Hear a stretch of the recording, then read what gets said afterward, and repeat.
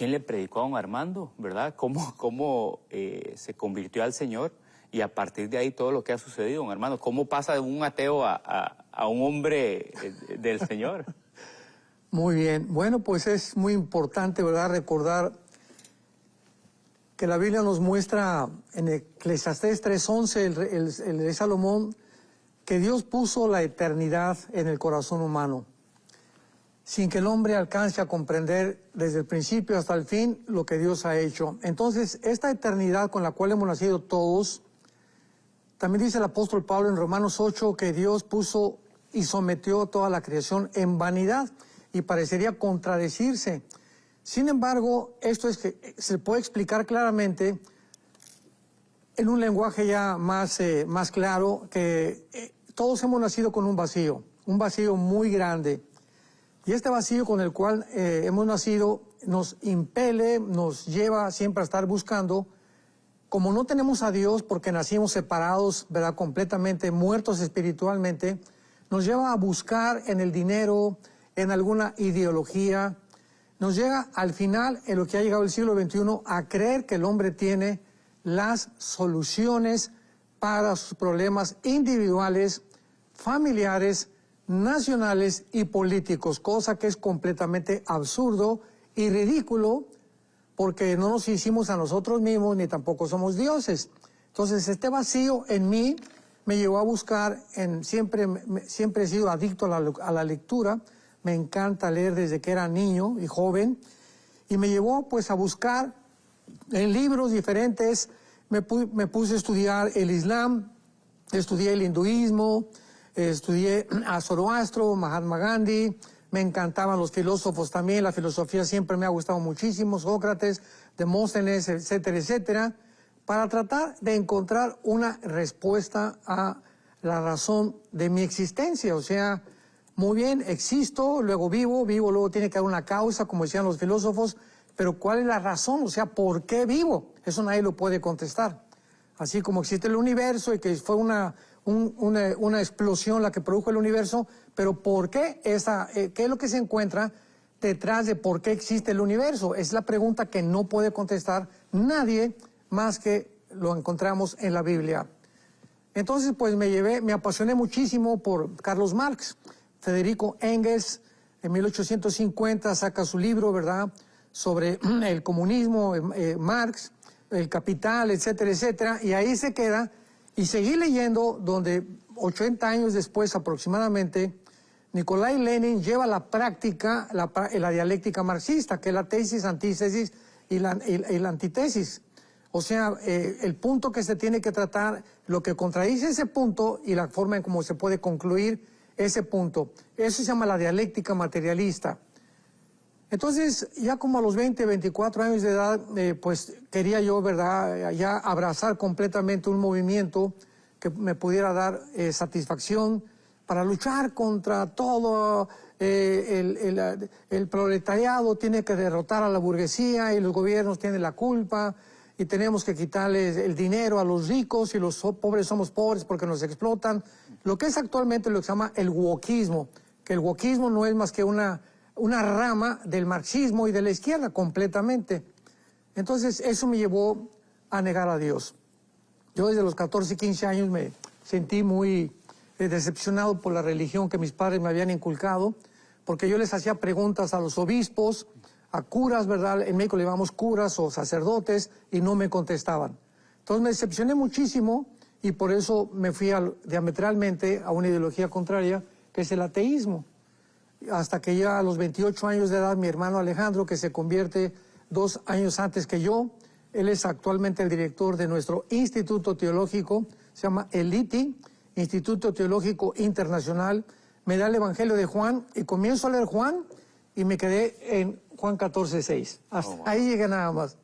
Cuando leí Jesús es el camino, la verdad y la vida, vino Buda, vino Mahoma, vinieron todos los grandes líderes a mi mente para recordar que nadie en la historia se había atrevido, porque yo lo consideraba un atrevimiento, algo demasiado radical que alguien pueda adjudicarse, atribuirse que Él es la verdad, que no solamente es la verdad, sino que Él es la razón de nuestra existencia, que hace 2000 años abrió los brazos en una cruz y nos vino a lavar los pies.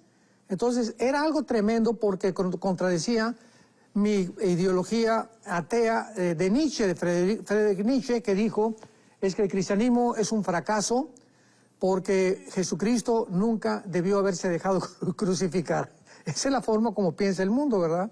Entonces yo veía que se contradecía el ateísmo con el cristianismo, cómo puede el hombre más débil aparentemente vino a vencer con la muerte, el pecado, a Satanás, y al mismo tiempo Nietzsche decía que Jesucristo había sido un hombre débil por haberse rodeado de puros pescadores, que nunca se rodeó de gente inteligente y que además se dejó crucificar. Si él era el Hijo de Dios, ¿cómo se dejó crucificar? Hasta que entendí claramente que los pensamientos de Dios no son nuestros pensamientos, y lo que para nosotros es locura, para Dios es el poder y la sabiduría de Dios. Entonces seguí leyendo el Evangelio de Juan, ya no pude seguir más que caer en mis rodillas, pedirle a Dios perdón por mis pecados, creer realmente que Jesús es el Mesías, y cuando yo encuentro a Jesús, encuentro la razón por la cual ya ahora sé, ¿verdad?, cuál es mi propósito en la vida, de dónde venimos, y la esperanza y el porvenir tan glorioso que tenemos por seguir a Jesucristo. Entonces, en pocas palabras, Isaac, esta fue mi conversión, aunque hay muchísimo más, ¿verdad? Pero... Qué lindo. ¿Repite el nombre de su hermano, don Armando? Alejandro. Alejandro. Alejandro. Agradecerle a Alejandro, ¿no? que tuvo ese reto de predicarle, de compartirle, y hoy por hoy, pues, vemos el fruto, ¿no?, de ese hermano que dijo. Claro. Yo creo que esto le puede interesar, ¿no?, a Armando. Claro. Qué lindo. Entonces, de acuerdo a, bueno, nos ha mencionado don Armando que le gusta la lectura, que pues le entretiene y le apasiona, ¿verdad? Pero ¿dónde entonces viene esa segunda parte, quizás, don Armando, en el sentido de cómo aprenderse los versículos, cómo escudriñar la palabra tan profundamente, para también tener un poco de, ¿verdad?, revelación de parte del Señor y poderla impartir a toda la iglesia, como usted lo ha hecho durante muchísimos años, ¿verdad? ¿De dónde viene también ese deseo de conocer la Biblia, como se dice, ¿verdad?, de atrás para adelante, ¿verdad? Y saber,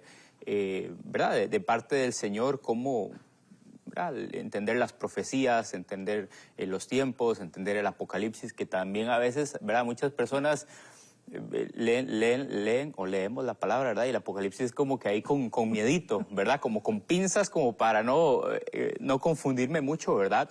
Entonces, don Armando, ¿de dónde también viene ese deseo y cuál fue su, vamos a decir, como su estructura para conocer de la palabra, aprendérsela?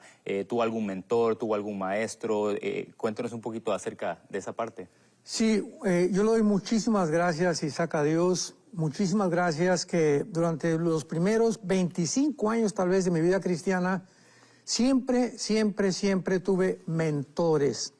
O sea, misioneros, en este caso todos ellos eran norteamericanos. Le doy tantas gracias a Dios porque Norteamérica fue una nación que promovió el evangelio, ¿verdad?, en México, Centroamérica, Sudamérica, etcétera, etcétera. Y cuando yo me convierto, pues unos misioneros bautistas me comenzaron a enseñar que era importantísimo, en primer lugar, memorizar la Biblia. Me dijeron, trata de comenzar a memorizar, Armando, 2 versículos en la mañana, 2 versículos en la tarde, 2 versículos en la noche. Y trata a través de eso de poder investigar, no solamente te conformes con leer la Biblia, sino trata de investigar, porque vas a encontrar muchísimas preguntas, aparentes contradicciones en la Biblia, que realmente no van a ser contradicciones, sino que vas a entender que tu mente es la que está completamente dañada por el pecado. Entonces, el programa que tú tenías antes, yo en este caso el comunismo, idealismo, marxismo, etcétera, etcétera, fue un programa que adquirí del mundo. Pero ahora me dijeron estos misioneros, hay otro programa que viene del cielo, que es la Biblia. Y ese programa Dios va a querer infundirlo en tu mente para que los programas viejos, con los cuales te envirularon, podríamos usar ese lenguaje actualmente cibernético, nacimos envirulados por los programas equivocados que de los seres humanos hemos recibido, El programa de Dios, que es la Biblia, va a desvirularte, va a desinfectarte, va a comenzar a hacer que tú pienses ahora con otra perspectiva, veas el mundo, la familia, tu esposa, los hijos, el dinero, todo va a cambiar en la proporción en la que tú renueves tu manera de pensar conforme a la palabra de Dios. Entonces, este fue uno de los secretos más grandes que recibí en mi vida, ¿verdad? Y comencé a dedicarme con todas las fuerzas y con mucha pasión a leer la Biblia todos los días, a memorizar lo más que puedo, así lo sigo memorizando lo más que puedo, para que pueda yo no solamente conocer la Biblia, sino que al memorizarla, queda la palabra dentro de nuestra mente. Esto entendámoslo muy bien.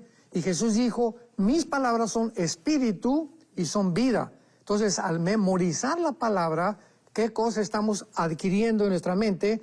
La vida verdaderamente, y la palabra de Dios, que tiene un efecto que transforma la vida completamente del ser humano. Entonces, esta es la importancia por la cual podemos nosotros avanzar, irnos renovando. Nunca podemos dejar de ser discípulos. Siempre, siempre, siempre vamos a seguir aprendiendo. Nunca dejaremos de ser discípulos.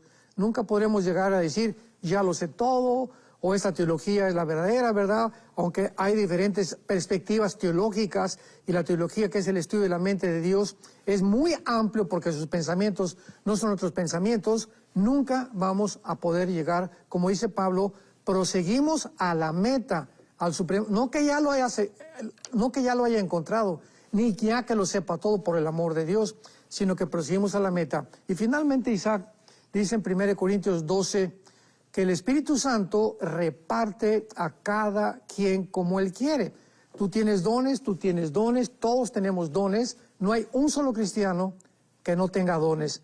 Pero dice en 1 Corintios 12, pero Él reparte a cada quien como Él quiere. O sea, es soberana la forma de la repartición de los dones espirituales. Y yo simplemente le doy gracias a Dios por el don que me ha dado. Entonces siempre yo me sorprendo cuando comparto algo, cuando predico algo. Yo soy el más sorprendido de todos. Cada vez que me bajo de un púlpito, yo no sé ni cómo dije lo que dije. Y como lo dije, yo mismo me sorprendo. Y siempre le doy gracias a Dios, ¿verdad? Porque tenemos que recordar que Él es el que... Por Jesús somos lo que somos. No podemos atribuirnos absolutamente nada a nosotros. Así es. Porque todo proviene de Él. Si no hay nada de qué enorgullecerse en cuanto a los conceptos humanos que tengamos, o a las cualidades, o al potencial que tenemos, porque todo lo que recibimos lo hemos recibido de Él. A Él sea la gloria siempre. Amén. ¿Usted recomendaría, o ¿verdad?, que le ayudó a crecer tal vez en su momento algún comentario bíblico, alguna Biblia de estudio, algún libro en específico? Siempre lo vemos, ¿verdad? Es bastante particular que lo vemos acá en el programa con Las Huellas del Maestro, se llama, ¿no? El libro, ¿verdad? Del Mesías. Las Huellas del Mesías. Es bonito, ¿verdad?, saber como que, ¿verdad?, de dónde se ha tomado o qué le ayudó en este camino de aprendizaje, ¿verdad? Si fue algún teólogo específico, si fue alguna persona, como le digo, algún comentario bíblico, alguna Biblia de estudio. ¿Qué nos puede decir? Sí, bueno, sabemos, ¿verdad?, que la versión King James en inglés es de las mejores traducciones que hay, de las mejores, ¿verdad? Porque siempre, pues, los escritos originales son los más importantes, para que mientras una Biblia tenga más de los escritos originales, tanto el hebreo como el griego, pues sabemos claramente que tenemos una mucha mejor traducción. Pero definitivamente todo cristiano, Isaac, yo les recomiendo, ¿verdad?, tener un diccionario bíblico y una concordancia. Todo cristiano estudiante de la Biblia tiene que tener un buen diccionario y tiene que tener una buena concordancia. Entonces, teniendo estos dos instrumentos adicionales, nos ayuda a poder conocer un poco más el origen, porque si tú tienes un buen diccionario y tienes una buena concordancia, y además puedes, o hablas un poquito de inglés, y tienes la Biblia Sodiates, de Spiro Sodiates, que es una Biblia en inglés, que es la traducción de la King James. En cada letra, tanto del hebreo como del griego, viene el significado en hebreo y en el griego. Al final de la Biblia tiene como la concordancia o cualquier otra forma de estudiar la palabra de Dios, la traducción o lo que significa esa palabra. Entonces vas profundizando y vas escudriñando y vas haciendo mucho más amplio tu criterio, tu perspectiva de ver y poder entender la mente de Dios. Pero básicamente es eso, un diccionario, una concordancia, y si hablas un poquito de inglés, la Biblia de Spiros Odiates. Y este libro que yo tengo, que se llama Las Huellas del Mesías, que tú me preguntabas, simplemente este es un hombre, el autor Arnold Fruchtenbaum. Es un rabino hebreo, judío desde luego, convertido a Jesucristo, que ya tiene como 86 años de edad. Su ministerio se llama Ministerios Ariel, que está en San Antonio, Texas, y yo lo considero uno de los mejores teólogos del mundo actualmente.